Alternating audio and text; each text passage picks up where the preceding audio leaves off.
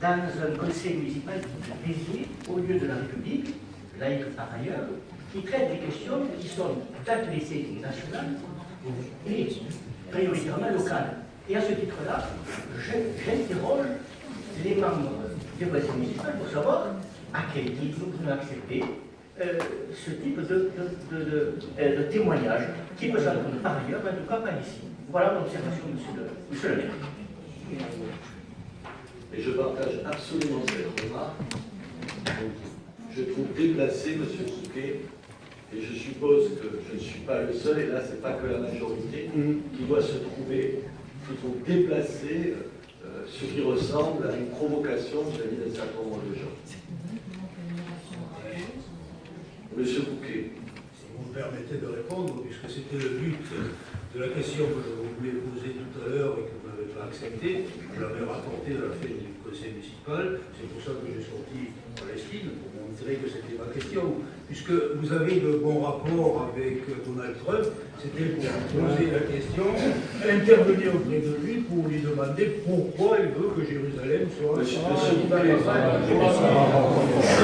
S'il vous plaît, on va arrêter avec les provocations qui ne sont pas la preuve d'une jeunesse mal digérée, mais d'une sénilité intellectuelle. Je voudrais... Pardon, monsieur Fouquet, pardon, vous allez arrêter de parler de ça.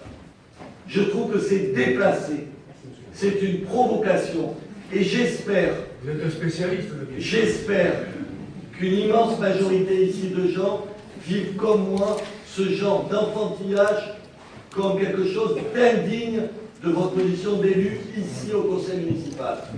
Et je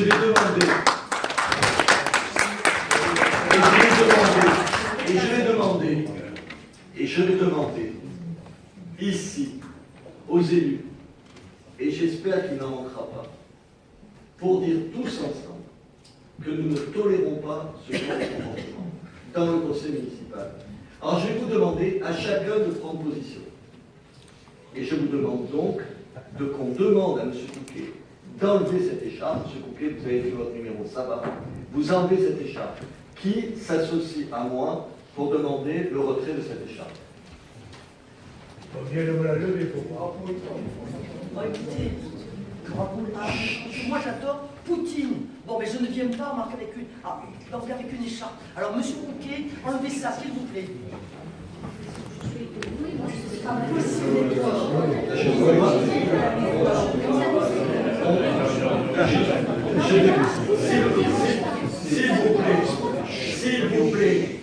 S'il vous plaît, je rendrai donc, je mettrai donc, vous allez noter dans le compte rendu, les gens qui, ici, ont refusé de signer.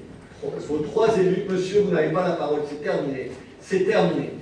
Vous avez juste voté ici, accepté ici qu'un élu vienne avec cette écharpe. Vous l'avez fait, on va arrêter. Vous nous avez demandé de voter, on a le droit de s'expliquer. Les Biterrois le remarqueront. Et monsieur, c'est moi qui décide de l'ordre du jour. Vous êtes un spécialiste, comme M. Coupier de la provocation. Vous avez eu l'occasion de vous faites la paire. Si vous voulez, vous nous mettez en dehors de vos explications, aussi bien vous allez que vous l'autre. taire. Vous allez vous taire. Je vais me taire. Oui, vous allez vous taire parce que vous n'avez pas à parler. Tant que je ne vous donne pas la parole, il y a ici un ordre du jour. On parle. Et monsieur Resplendit, on voit où pour vos amitiés. Oui, pour une amitié, je dis l'amitié. Maintenant, on va passer.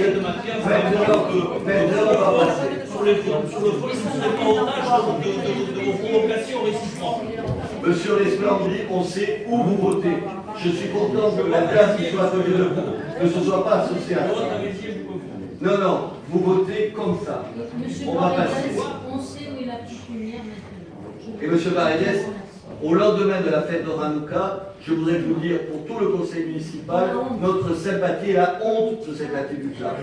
Voilà. Ça n'a rien à voir avec une religion, ça. Vous ne mélangez pas, pourquoi vous mélangez la religion? C'est un problème au peuple. Le rapport numéro 24. Le rapport numéro 24. S'il vous plaît. Le rapport numéro 24. Le rapport numéro... Madame, on va passer à un autre. Non, mais On est au rapport numéro 24, vous aviez qu'à réfléchir 30 avant. secondes, monsieur le maire. Vous aviez qu'à réfléchir avant. Mais j'ai Le rapport numéro Monsieur, 24. s'il vous plaît, je n'ai jamais demandé la parole Mais madame- en haussant la voix et je voudrais, s'il vous plaît, que vous m'accordiez 30 secondes. Je vous l'accorderai tout à l'heure.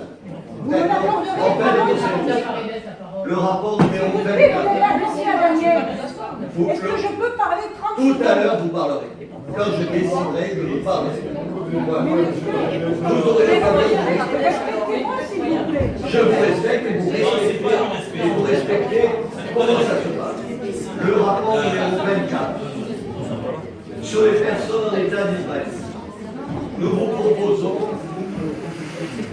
proposons, allez, s'il vous plaît,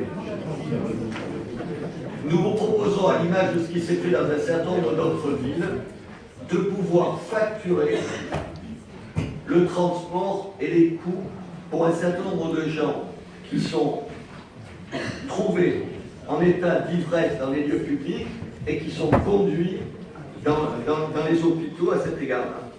Je vais vous donner quelques chiffres quand même pour vous éclairer.